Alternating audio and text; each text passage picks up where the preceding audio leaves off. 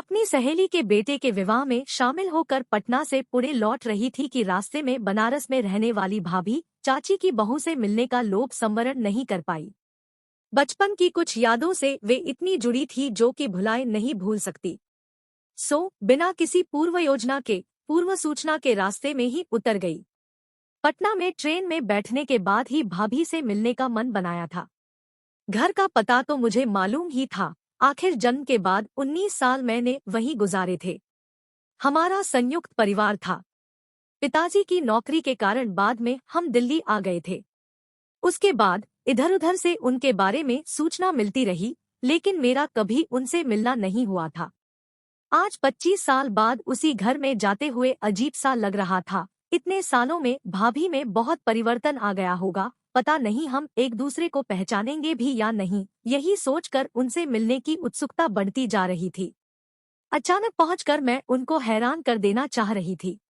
Station से जब auto लेकर घर की ओर चली तो बनारस का पूरा नक्शा ही बदला हुआ था। जो सड़कें उस जमाने में सूनी रहती थी, उनमें पैदल चलना तो संभव ही नहीं दिख रहा था। बड़ी बड़ी अट्टालिकाओं से शहर पटा पड़ा था।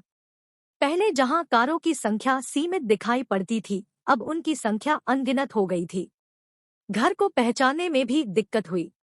आसपास की खाली जमीन पर अस्पताल और मॉल ने कब्जा कर रखा था। आखिर घूमते घुमाते घर पहुंच ही गई। घर के बाहर के नक्शे में कोई परिवर्तन नहीं था, इसलिए तुरंत पहचान गई। आगे क्या होगा, उसकी अनुभूति से ही धड़कनें तेज होने लगी। डोरबेल बजाई। दरवाजा खुला, सामने भाभी खड़ी थी। बालों में बहुत सफेदी आ गई थी, लेकिन मुझे पहचानने में दिक्कत नहीं हुई। उनको देखकर मेरे चेहरे पर मुस्कान तैर गई, लेकिन उनकी प्रतिक्रिया से लग रहा था कि वे मुझे पहचानने की असफल कोशिश कर रही थी। उन्हें अधिक समय दुविधा की स्थिति में न रखकर मैंने कहा, भाभी, मैं गीता। थोड़ी देर वे सोच में पड़ गई, फिर खुशी से बोली, अरे दीदी, आप अचानक कैसे? खबर क्यों नहीं की, मैं स्टेशन लेने आ जाती। कितने सालों बाद मिले हैं। उन्होंने मुझे गले से लगा लिया और हाथ पकड़कर घर के अंदर ले गई। अंदर का नक्शा पूरी तरह से बदला हुआ था। चाचा चाची तो कब के कालकवलित हो गए थे।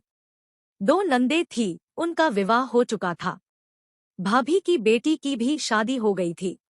एक बेटा था जो ऑफिस गया हुआ था। मेरे बैठते ही वे चाय बना कर ले आईं।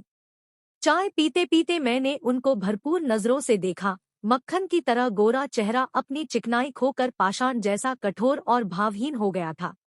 पथराई हुई आंखें, जैसे उनकी चमक को ग्रहण लगे वर्षों बीत चुके हों। सलवटे पड़ी हुई सूती सफेद साड़ी, जैसे कभी उसने कलफ के दर्शन ही न किए हों। कुल मिलाकर उनकी स्थिति उस समय से बिल्कुल विपरीत थी जब वे ब्याह कर इस घर में आई थी। मैं उन्हें देखने में इतनी खो गई थी कि उनकी क्या प्रतिक्रिया होगी, इसका ध्यान ही नहीं रहा। उनकी आवाज से चौंकी, दीदी, किस सोच में पड़ गई है? पहले मुझे देखा नहीं है क्या?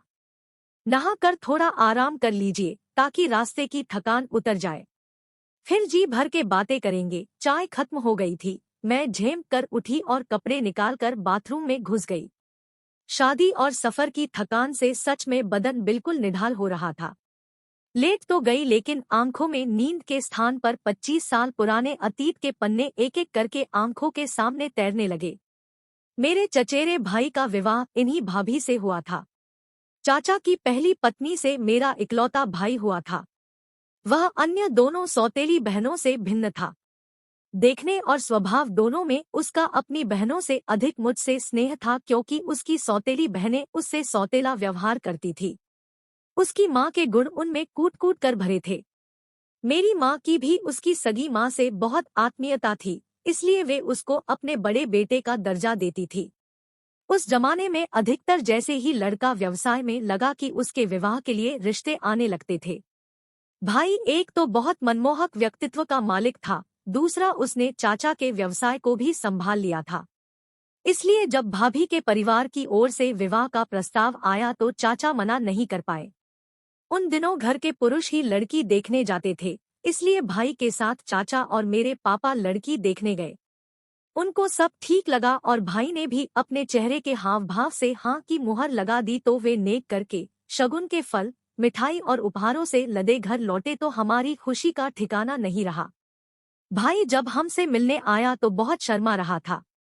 हमारे पूछने पर कि कैसी है भाभी, तो उसके मुंह से निकल गया, बहुत सुंदर है।